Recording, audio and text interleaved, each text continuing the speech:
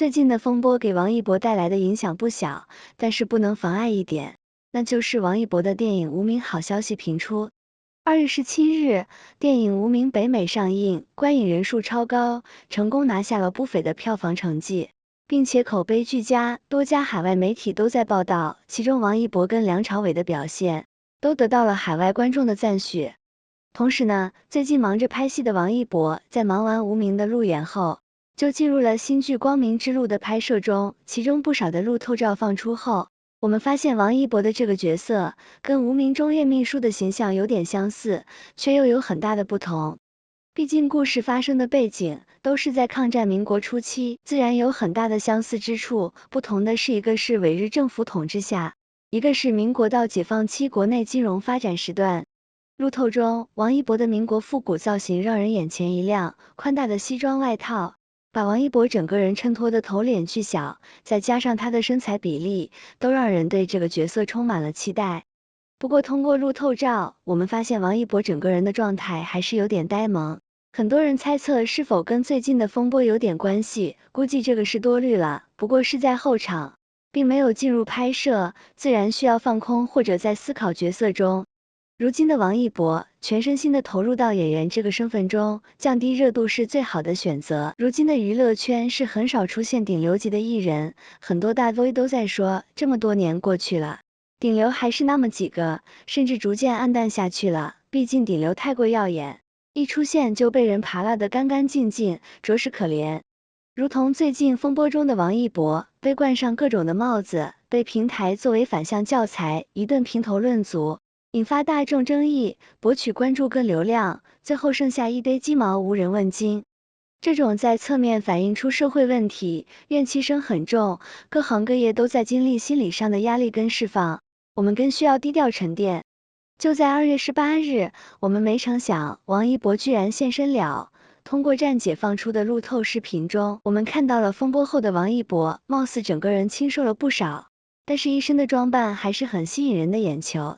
行走的衣架子，穿什么都有王一博自己的专属风格，这就是他的时尚魅力所在吧。特别是外套休闲夹克，好多王一博的粉丝都会关注的。这次王一博的夹克，也只有他能穿，这种的即视感有点像老爸的风格。粉丝也是很有态度了，看到王一博行走如风的样子，还是那个酷盖。不过这次没有穿垮裤，还是修身牛仔，整个人焕然一新的感觉。不过细心的人发现，这次王一博匆匆忙忙，貌似是回北京签什么合同的感觉，都在评论区留言，难道是有什么好消息又发生了吗？那是自然的，毕竟每次王一博大范围遭到黑的时候，总会有些好的事情紧随其后。这次风波其实影响挺大，但是不妨碍一点，那就是王一博已经迈入了电影圈，他只需稳稳走下去，沉淀自己，好好拍戏，用作品说话，才是最好的证明。王一博进组都快成罗生门了，因为自从结束无名路演宣传后，就进组光明之路的拍摄。结果呢，很多人却一无所知，以为王一博没有进组，更是因为代拍拍不到剧组任何现场路透，一度被怀疑王一博没有进组。显然整出了一场罗生门。最近呢，王一博拍摄《光明之路》的路透生图出现了，整个造型看下来，有点撞型无名的叶秘书，复古大衣叠穿，白色衬衣打底，再配合妆发，看起来跟叶秘书造型很像。很多人说这组路透照是无名拍摄花絮的，其实不然，应该是光明之路的造型，因为足够的朴素，不同于叶秘书的那般精致。说到王一博的新剧《光明之路》，这个角色背景跟无名差不多，都是民国时期发生的，自然妆发造型有些类似。这次王一博饰演的魏若来，是一位金融界的精英人士，自然也是西装革履。但是不同于叶秘书，他是一个天赋型银行职员的逆袭之路，所处的身份地位自然不一样。这次王一博的路透照，看起来头发有点凌乱，坐在黄包车上，特别是这身复古的造型，连大衣看起来很宽大，再加上王一博的头脸巨小，显得肩膀很宽，衣服很宽大的既视感。不过让人值得关注的是，王一博的眼神跟表情，一脸的懵懵懂懂，貌似有点乖，看起来很可爱，真的让人感觉有点孩子放学等妈妈的样子。其实这个状态下的王一博，更多的是他最真实的一面，需要放空自己，来配合角色的扮演，不同的导演、不同的剧本、不同的角色，自然呈现出来不一样的感觉。这么说呢，就是指王一博的这组路，透一看就不是无名夜秘书的那种感觉，反而更像是新剧的路透照。最近的王一博能够在剧组拍摄，估计铺天盖地的消息自己也会看到，因为自己的说话被人各种点评，甚至被嘲讽，这对于他而言，心情肯定是受影响的。再加上外界对于他的关注度从来不会低，如今转型演员的道路任重而道远。其实王一博本人不喜欢抛头露面，他也慢慢享受演员这个身份，逐渐降低自己的热度，增加更有效的曝光率，才能让自己沉淀下来，专注于提升自我。哪怕被人诟病演技，更是各种冠名，他从家都没有对此发声过，只会用自己的实际行动来证明，好好拍戏，认认真真做事，踏踏实实做人，比任何的语言都具有说服力。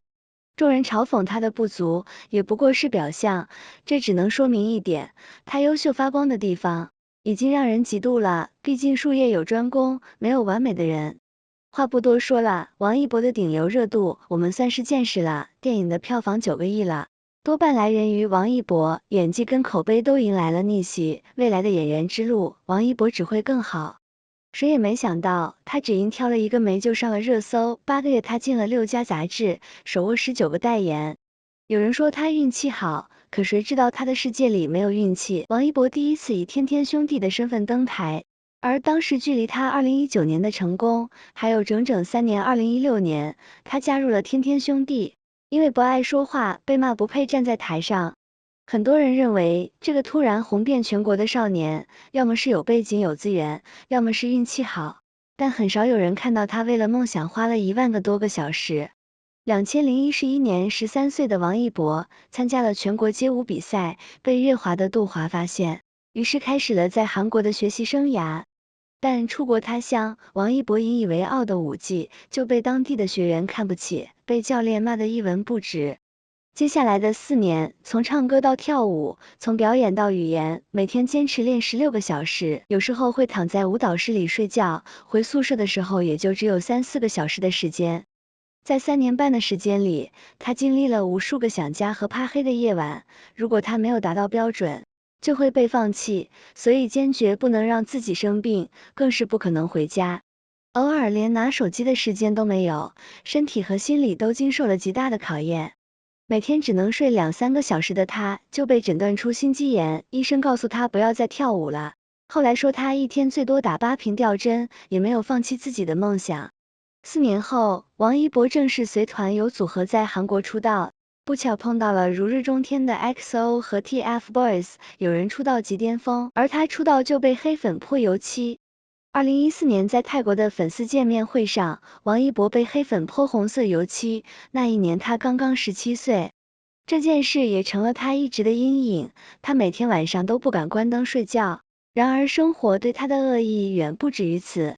连王一博的经纪人都不把他放在眼里，举手投足都是对他的不屑，但他并没有抱怨，只是越来越努力。谁知韩国没多久就遇上了限韩令，无休无止的努力等来的结果却是什么都没有。2015年，天天向上节目组举办天天小哥哥选拔大赛，由于原本选中的因为档期原因没来，王一博成了替补，去参加了整个比赛。过程中，王一博一直是说话最少的一个，但一旦开始唱歌跳舞，他就光彩照人，自信满满。最后，王一博被汪涵选中，成了天天向上的固定主持人。汪涵说他喜欢王一博努力，他是不争的性格。就这样，王一博有了他当时唯一的一份固定工作。然而，因为高冷、不爱说话的他被别人称为天天向上的花瓶，甚至有人说他是靠关系上位的。为了换掉他，天天向上开始了拿他的学历做文章，说他高中学历不配做主持人，却不知道这是他自己努力的结果。在众多参赛者中，他是唯一一个每次节目结束都留下来帮忙收拾的。但是他始终没有停止努力。2018年自己一个人去陈情令剧组试镜，虽然2次被派但他还是坚持要亲自见制作人的机会，被总制作人杨霞一眼就看上了。但由于前期头套太紧，又因为一张泄露的难忘记录头照，被一大堆原著粉丝骂上了热搜。陈情令在2019年6月播出后，王一博用扎实的演技证明了自己。屏幕内是一身白衣的蓝忘机，屏幕外是一波拿着剧本独自嚼着筷子练台词。包括你说他的演戏的台词功底，从之前的话台词比较弱，那真的是自己买的筷子，在家天天咬着筷子去练出来的。他的付出和努力，这次没有被辜负。那年夏天，陈情令爆火了，粉丝无数，他也迎来了自己的时代，成为了顶尖的流量明星。这一年他22岁，2020年他参加了《这就是街舞》，他尊重每一个有实力的舞者，凭借着冷静沉着的排兵布阵，带领着一波王炸队于夺冠。有人说他有很好的资源，但是资源的背后需要匹配的努力才能把握。也有人说他有才华，有运气，但他其实也曾受过很多委屈，在黑暗中跋涉过。他也是努力了10年，才取得今天的成就，用努力告诉他们，我不是花瓶。